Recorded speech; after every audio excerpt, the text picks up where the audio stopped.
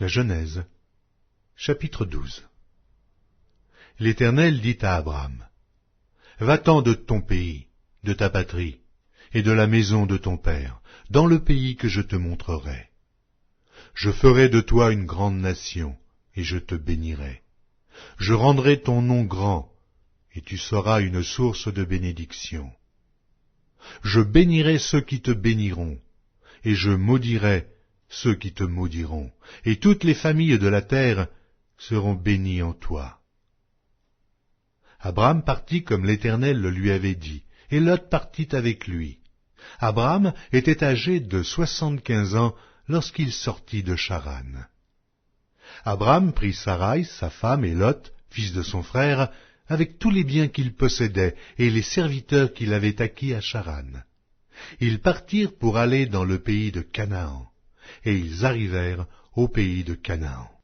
Abraham parcourut le pays jusqu'au lieu nommé Sichem, jusqu'aux chênes de Morée. Les Cananéens étaient alors dans le pays. L'Éternel apparut à Abraham et dit, « Je donnerai ce pays à ta postérité. » Et Abraham bâtit là un autel à l'Éternel qui lui était apparu. Il se transporta de là vers la montagne, à l'orient de Béthel, et il y dressa ses tentes.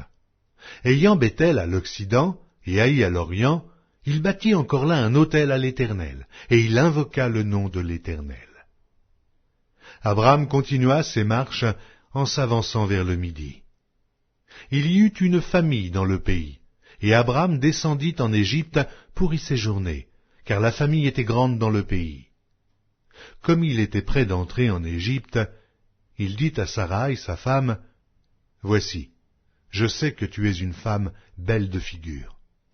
Quand les Égyptiens te verront, ils diront, « C'est sa femme », et ils me tueront, et te laisseront la vie. Dis, je te prie, que tu es ma sœur, afin que je sois bien traité à cause de toi, et que mon âme vive grâce à toi. » Lorsque Abraham fut arrivé en Égypte, les Égyptiens virent que la femme était fort belle. Les grands de Pharaon la virent aussi, et la vantèrent à Pharaon, et la femme fut amenée dans la maison de Pharaon. Il traita bien Abraham à cause d'elle. Et Abraham reçut des brebis, des bœufs, des ânes, des serviteurs et des servantes, des ânesses et des chameaux. Mais l'Éternel frappa de grandes plaies Pharaon et sa maison au sujet de Saraï, femme d'Abraham. Alors Pharaon appela Abraham et dit, « Qu'est-ce que tu m'as fait? Pourquoi ne m'as-tu pas déclaré que c'est ta femme? Pourquoi as-tu dit c'est ma sœur?